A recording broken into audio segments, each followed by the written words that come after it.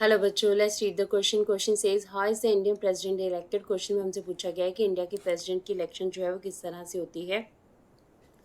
Examine the legislative powers of the Indian president. Indian president के जो legislative powers हैं उसके बारे में हमें बात करनी है। Let's read about the answer. Answer says president is the head of the state. President हमारे पास जो है वो हेड होते हैं स्टेट के, यानी कि कंट्री के जो है वो मेन इंपॉर्टेंट पर्सन होते हैं, फर्स्ट सिटीजन होते हैं। He exercise the nominal powers, but वो नॉमिनल पावर्स को यूज़ करते हैं, रियल पावर्स को प्राइम मिनिस्टर यूज़ करते हैं। सबसे पहले तो हम इलेक्शन ऑफ द प्रेसिडेंट की बात करेंगे। इंडियन कॉन्स्टिट्यूशन में जो प्रेसिडेंट है उनके इलेक्शन का जो प्रोसीजर है उसके बारे में क्या डिस्कशन की गई है। Let's talk about it.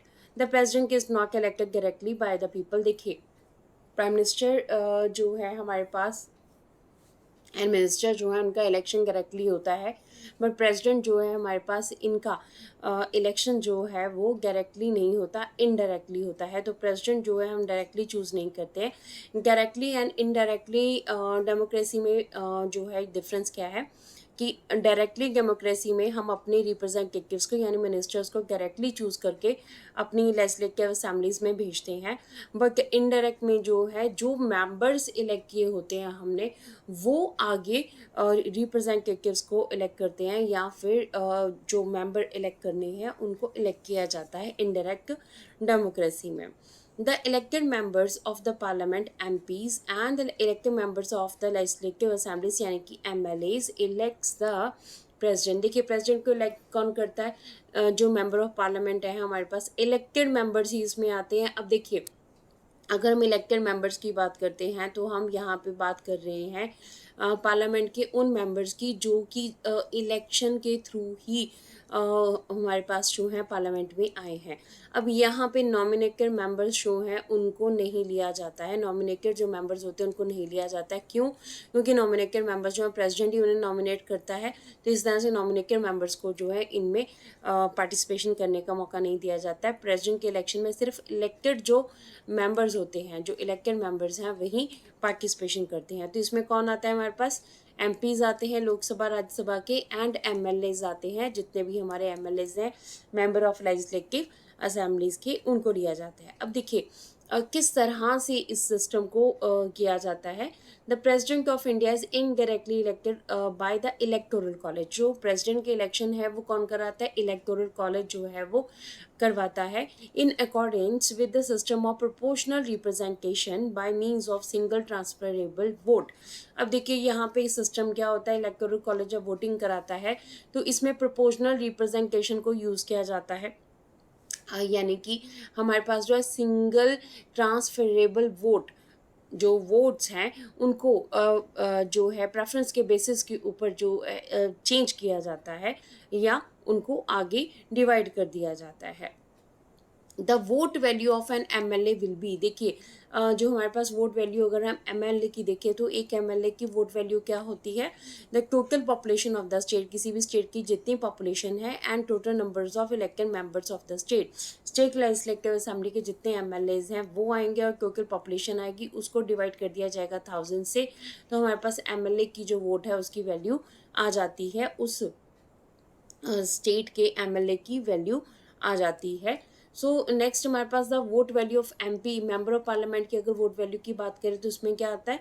The sum of vote value of elected members of all the legislative assemblies, यानी कि जितनी भी लेजिस्लेटिव असेंबलीज हैं उनका टोटल जो सम है, वोट वैल्यू का जो सम है इलेक्टेड मेंबर्स का, उसका सम जो है उसका टोटल लिया जाता है लेजिस्लेटिव असेंबलीज का, and sum of the elected members of both the houses of the parliament. Parliament के जो दोनों हाउसेज हैं उनके जो एमपीज हैं उनका जो भी टोटल इलेक्टेड मेंबर्स हैं उनका जो भी टोटल है उसके साथ इसको डिवाइड कर दिया जाता है। फिर हमारे पास एमपी की जो है वोट की वैल्यू आ जाती है।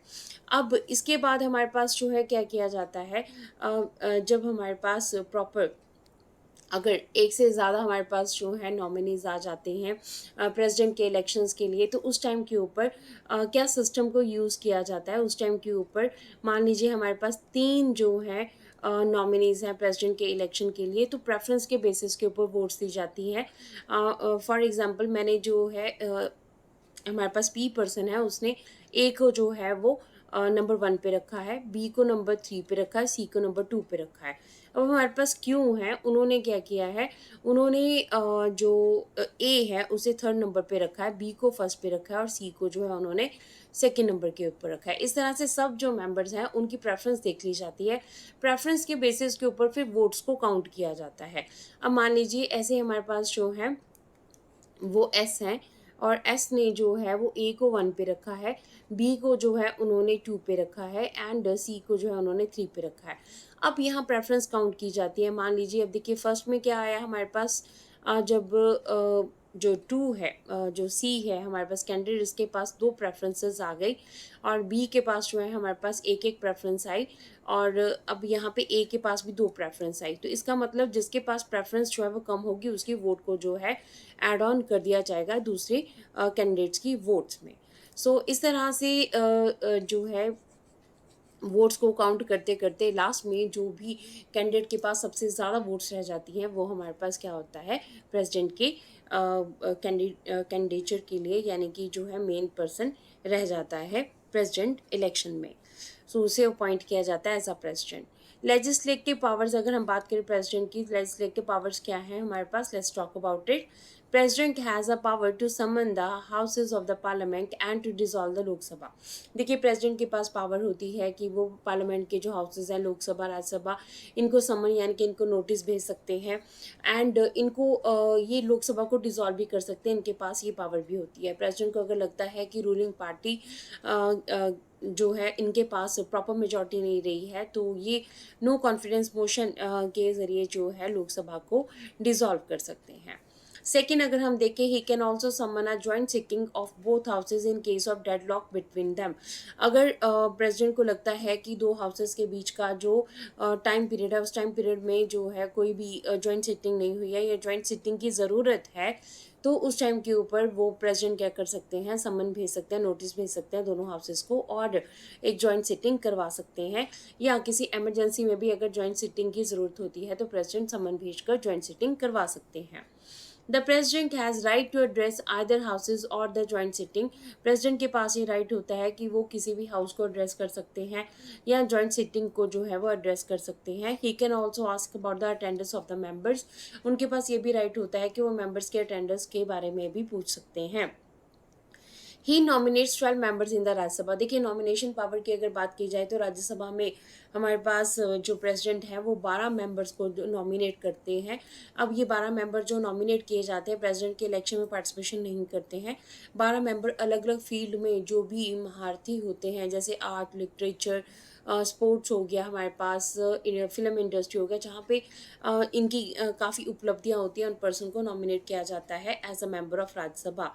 So previous recommendation or sanction is required for introducing the laws related to money bill, formation of the new states, trade restrictions, bill of the states, a bill which can affect the taxation of the state। देखिए अगर किसी bill को जो है पेश करना है, कुछ इम्पॉर्टेंट बिल्स हैं जिनको प्रेसिडेंट जिनको लोकसभा या राज्यसभा में पेश करने से पहले जो है अप्रूवल की ज़रूरत होती है प्रेसिडेंट की। ऐसे कौन से बिल होते हैं, मनी बिल। नई स्टेट्स को अगर फॉर्म करना है तो प्रेसिडेंट की अप्रूवल की ज़रूरत है पहले, प्रायर। ट्रेड रिस्ट्रिक्शन अगर किसी स्टेट के ऊपर जो है वो लगानी है, और कोई बिल जो है टैक्सेशन से रिलेटेड, क्या किसी भी स्टेट के टैक्सेशन से रिलेटेड जो कोई भी बिल है उसको पेश करने से पहले क्या किया जाता है, प्रेसिडेंट की अप्रूवल ली जाती है, फिर बाद में इसको पेश किया जाता है लोकसभा या राज्यसभा में। अ bill can become law after the approval of president. कोई भी बिल लॉ कैसे बनता है, बिल जो है वो पहले लोकसभा में जाएगा, देन राज्यसभा में जाएगा, फिर वो एग्जीक्यूटिव के अप्रूवल के लिए प्रेसिडेंट के पास जाएगा, प्रेसिडेंट इसको अप्रूव करेंगे तभी वो लॉ बनेगा, अदरवाइज नहीं बनेगा। He is having Victo power. देखिए प्रेसिडेंट के पास विक्टो पावर भी होती है, इसके पास डिफरेंट टाइप्स की विक्टो पावर होती है जिसके अंडर वो जो है अपनी पावर को यूज़ करके इम्पॉर्टेंट डिसीजंस लेते हैं। अगर वीटो पावर का मेनली यूज़ जो है प्रेसिडेंट करते हैं कि अगर कोई डिसीज़न जॉइंट सिटी में लिया जाता है तो वहाँ पर येस एंड नो करवाए जाते हैं एंड टाई हो जाता है, तो उस टाइम के ऊपर प्रेसिडेंट का जो वोट है उसे लास्ट वोट जो है वीटो वोट माना जाता है, जिसके ज़रिए कोई भी डिसीज़न जो है उसे फाइनलाइज किया जाता है। The president can legislate by ordinances at a time when it is not possible to have a parliament session. देखिए, जब पार्लियामेंट का लोकसभा या जो है राज्यसभा ये सेशन में नहीं है, इनका कोई भी सेशन नहीं चल रहा है, समर सेशन या विंटर सेशन या मानसून सेशन नहीं चल रहा है, उस टाइम के ऊपर अगर प्रेसिडेंट को लगता है कि किसी बिल को पेश करना है, इंपॉर्टेंटली जो है इसे लॉ बनाना है, तो उस टाइम के ऊपर ये ऑर्डिनेंस को जो है इम्प्लीमेंट कर सकते हैं। प्रेसिडेंट के पास ये पावर है।